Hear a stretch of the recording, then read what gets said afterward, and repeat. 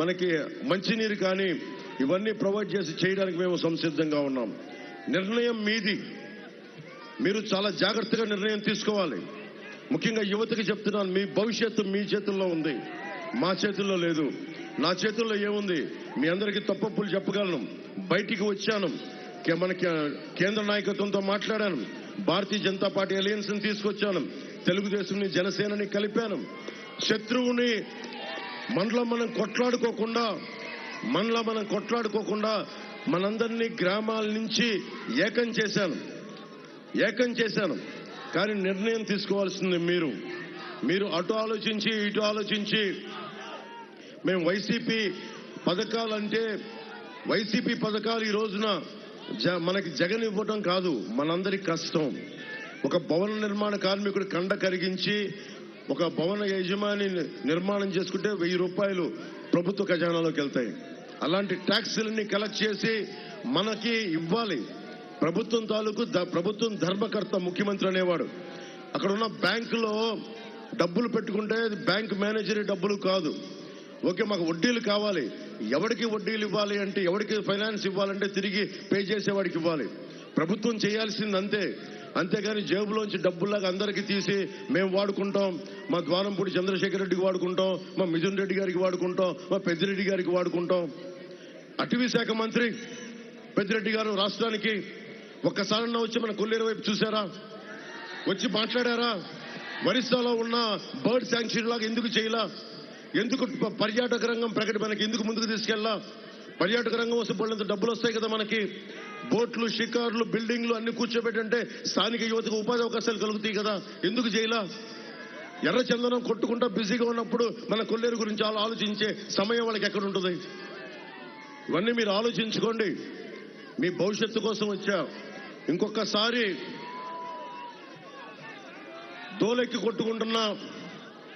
బాగా దోలెక్కి కొట్టుకుంటున్నా దూలం నాగేశ్వరరావు గారు కావాలా?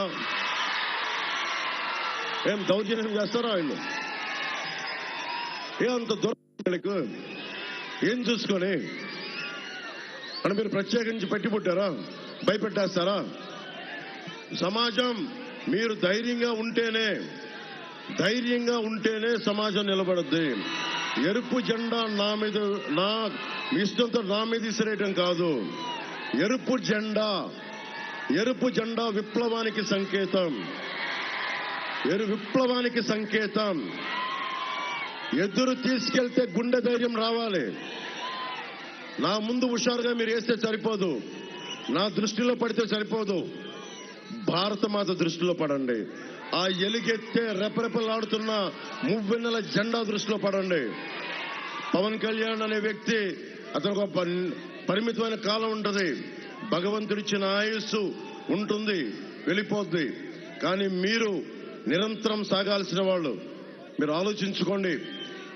భయపడకుండా బతకండి. అదొక్కటే నేను ఇవ్వగలిగేది మీకు. మిగతా సమస్యలన్నీ తీర్చే బాధ్యత కూటమి ప్రభుత్వానికి.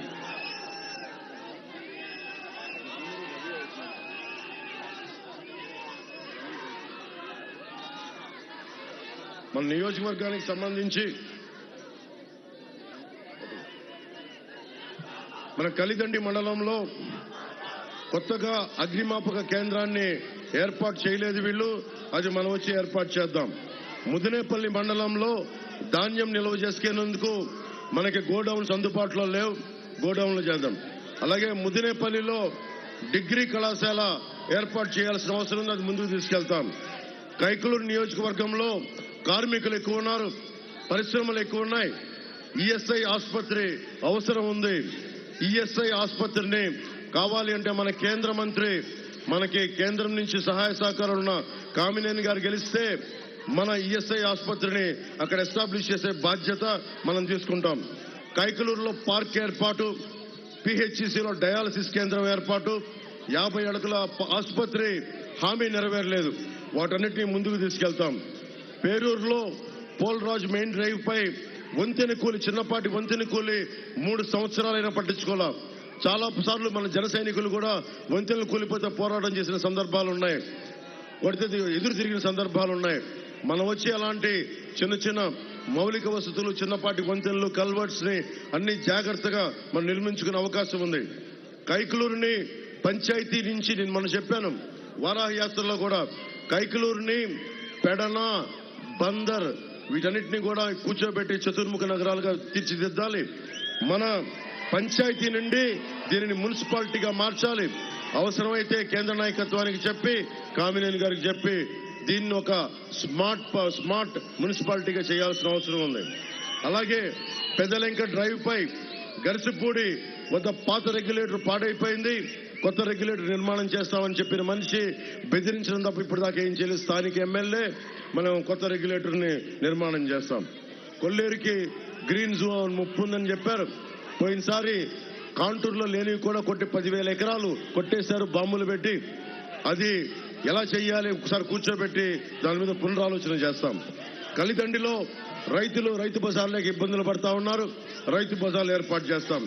పడమటివాలం, పరసవానిపాలెం, ఎస్ఆర్సీ అగ్రహారం, వెంకటాపురం గ్రామాల్లో కూరగాయలు ఆకుకూరలు పండించే రైతులు వాటిని అమ్ముకోవాలంటే ఇబ్బంది పెడతా ఉన్నారు. దూర ప్రాంతాలకి వెళ్లి అమ్ముకోవాల్సి వస్తుంది కాబట్టి కలిదండిలో రైతు బజార్ని ఏర్పాటు చేస్తాం. ఏలూరు రూరల్ కైకలూరుకి కలిపే బ్రిడ్జి కావాలి. ఆ బ్రిడ్జి కావాలంటే మనకి